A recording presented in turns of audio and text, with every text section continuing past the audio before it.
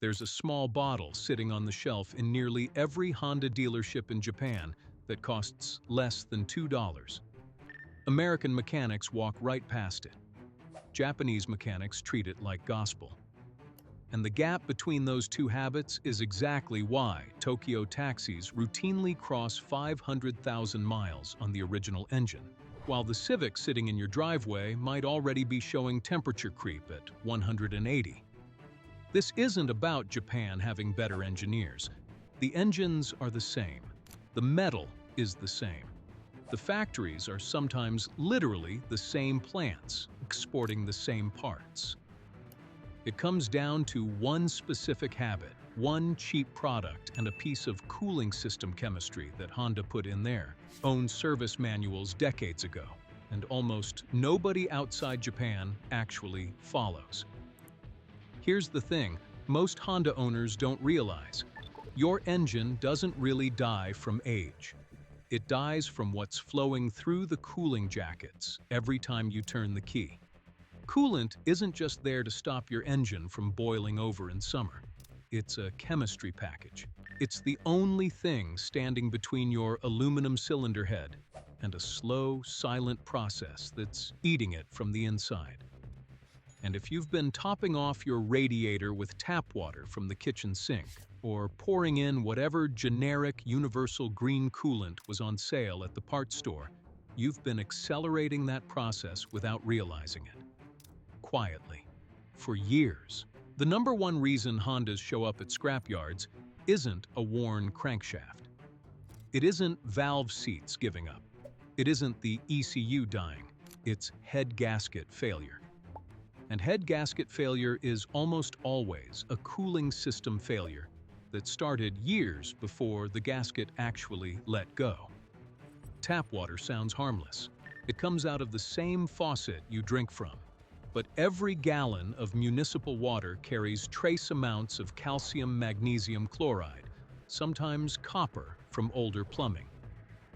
Pour that into a cooling system, and across thousands of heat cycles, those minerals settle out. They build up as scale on the inside of the radiator. They coat the impeller of your water pump. They reduce flow through the narrow passages drilled into the cylinder head. Passages that are smaller than the lead in a pencil. And every time you add a little more tap water to top it off, you add more minerals to the system. Universal green coolant has its own problem. The corrosion inhibitor package in most universal formulas was originally designed for old, cast iron American engines. It uses silicates. Honda blocks and heads are aluminum. Silicates and aluminum don't get along the way. Silicates and cast iron do. The protection wears out faster, the chemistry breaks down sooner, and you end up with what's called galvanic corrosion, a low-voltage current, literally moving metal off your head and depositing it somewhere else inside the engine. Spend any time inside an independent Honda specialist in Osaka or Nagoya. These are the guys who keep K-Series engines running past 400,000 miles, like it's normal Tuesday work. And the same routine shows up over and over. Same on a beat-up fit, same on a JDM Type R. That's worth more than the shop. The routine starts with three things: genuine Honda Type 2 coolant, distilled water, and that small supplemental conditioner bottle. That bottle is what the industry calls a supplemental coolant additive. Sometimes it's labeled as a coolant conditioner or booster. There are several Japanese brands that fill that role, but the chemistry behind all of them is doing the same job. Here's what it actually does. The corrosion inhibitors inside any coolant, even the good stuff, slowly deplete as they do their work. They get consumed neutralizing acidity. They get consumed scavenging dissolved oxygen. They get consumed protecting metal surfaces. After a couple of years, the coolant looks fine, the level's fine, the color's fine, but chemically, it's running on fumes. The conditioner restocks that inhibitor package. It keeps the pH where it needs to be. It maintains an active protective layer on every aluminum surface inside the engine. $2. That's roughly what it costs. And in Japan, it gets added at every coolant top-off and every minor service. Not because Honda technically requires it, because the mechanics have seen what happens to engines that don't get it, and they don't want their reputation showing up on the back of a tow truck. Now here's where Honda's own engineering comes into the picture. The blue coolant Honda sells, Type 2 long life, isn't just universal coolant with a different dye. It's a phosphate-based, silicate-free formula designed specifically for the metallurgy Honda uses. Aluminum block, aluminum head steel, water pump shaft, copper brass radiator on the older cars, aluminum on the newer ones. The chemistry is calibrated for that exact mix of metals. Universal coolant, the stuff marketed as works in all makes and models, is a compromise formula. It works okay in everything and excellent in nothing. In a Honda, it actually accelerates wear instead of preventing it, especially across the long haul.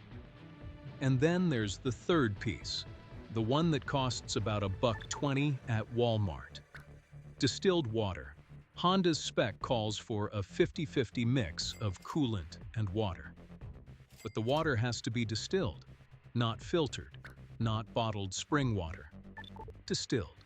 That means the minerals have been actually removed through the boiling and condensing process. When you mix Honda Type 2 with distilled water, your cooling system contains nothing except the chemistry the engineers wanted in there. Nothing extra, nothing reactive. Mix it with tap water, and you've contaminated a precision system on day one. Doesn't matter how good the coolant is. You've already poisoned the well. Now, I'm not going to sit here and tell you this is a magic potion. It isn't. It won't save an engine that's already cooked.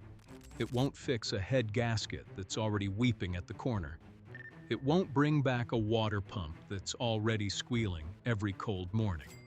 What it does is prevent those things from happening in the first place, and that's a different value proposition entirely. It also costs more upfront, and let's be honest about that. Genuine Honda Type 2 runs about $20 to $25 a gallon. Universal Green is half that price. A gallon of distilled water is $2, but you actually have to drive to the store and buy it. The conditioner adds another $2. So we're talking maybe an extra $40 over a standard coolant flush. Compare that to a head gasket job on a Civic. $1,800 to $4,000 depending on whether the head needs to be machined or replaced. The math, honestly, isn't even close. About that doubles engine life claim, let's actually look at where that number comes from, because it isn't marketing fluff. Here's the comparison. The average Honda in the United States with typical American owner habits, tap water, top-offs, universal coolant, occasional shop flushes done with whatever the shop has on hand, gives up the ghost somewhere around 200,000 miles. Usually a head gasket. Sometimes a cascading chain of cooling-related failures that finally takes out the bottom end. The same engine maintained the way Japanese shops maintain it. Distilled water. Honda, Type 2. Coolant supplemental conditioner at every service, flush every 60,000 miles instead of waiting for the 120,000 mark, routinely crosses 400,000. Sometimes much more. Tokyo taxi fleets push these motors past 500,000 on the original internals all the time. That's not theoretical.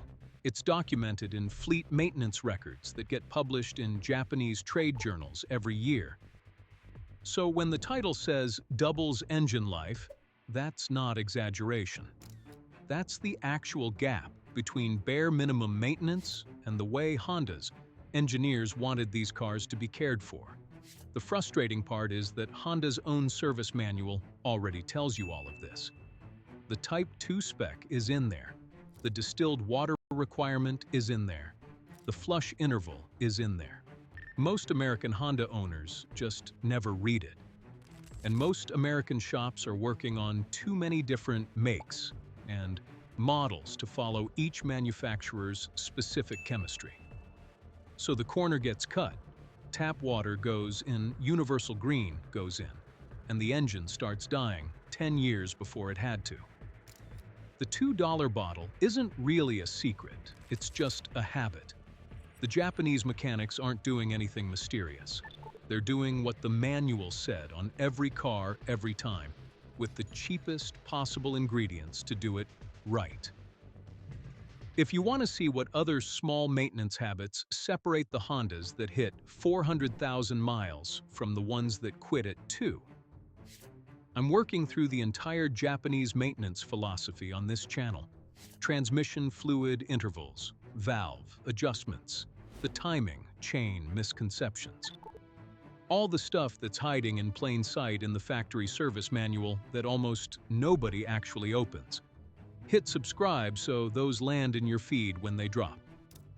And drop a comment with the year and model of your Honda. I'm putting together specific cooling system specs for the most common ones, and I want to know which engines to prioritize first.